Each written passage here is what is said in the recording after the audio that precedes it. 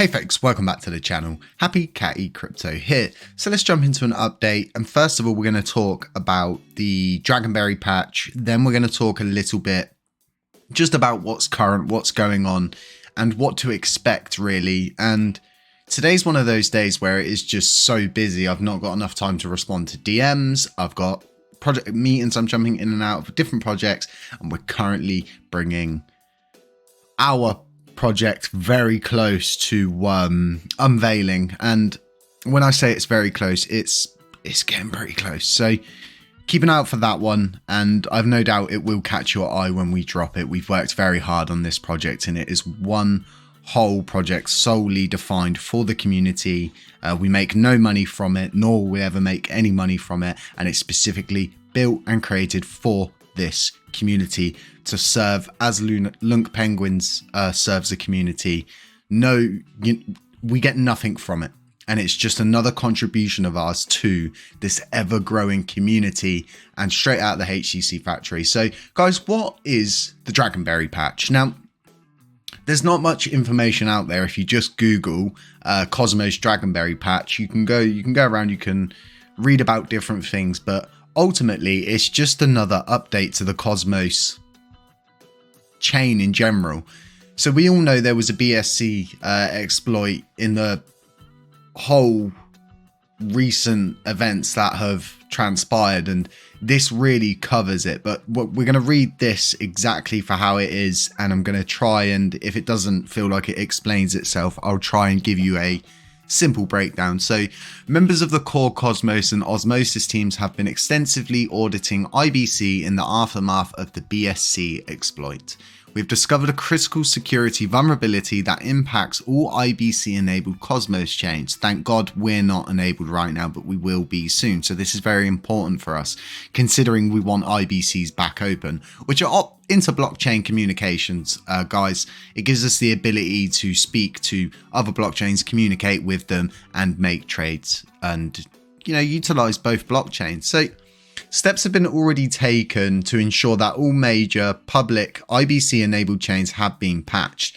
Given the severity, we have been working tirelessly with the core development teams and validators across the ecosystem to make the patch available privately and ensure chains are patched before communicating publicly. Members of the informal systems, Interchain, GmbH and Osmos teams have been coordinating with the majority of the chains in the Interchain. If you lead development of Cosmos blockchains projects that have not been patched, please reach out immediately. So we don't need to worry about this because we know we have a really awesome development team that do nothing but keep on top of all of the issues in hand. So a chain is safe from critical vulnerability as soon as 1/3 of its voting power has applied the patch. Chain should still seek to patch 2/3 as quickly as possible once the official patch is released. A public version of the patch will be released in the Cosmos SDK within 24 hours. And we know that this happened, last week on Friday.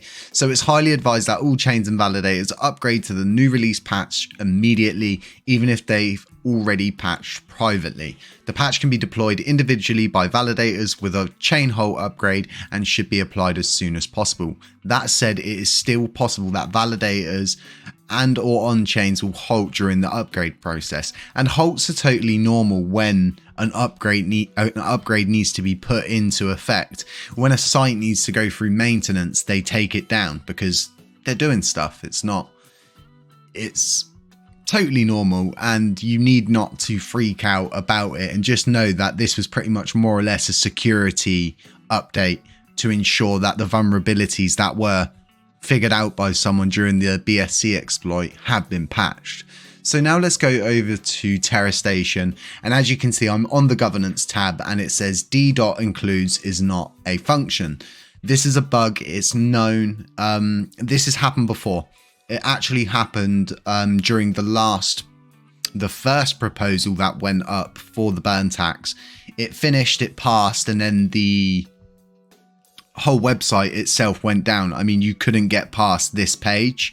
So this is totally normal, especially after a patch, and just know that there's no proposals up currently that are going to be affected by this. There's no proposals that are whitelisted, which is the all the more important thing for you guys to understand, that anything that's not whitelisted has not likely followed the correct procedure, because if you do, it will end up whitelisted. And this is the whole idea of doing a Agora text and following the correct procedure. But don't worry about it. They've acknowledged it in Terra Rebels, and Edward Kim and the team, people like that, are all looking for a fix right now, finding out what's going on. It didn't take them long to get it all corrected last time. I don't think it's going to take long to get it corrected this time. But just know, you don't need to freak out about any proposals, because any of them that are in the non-whitelisted bit are so early that it won't matter unless this goes on for 5, 6, 7 days, which I don't think it will.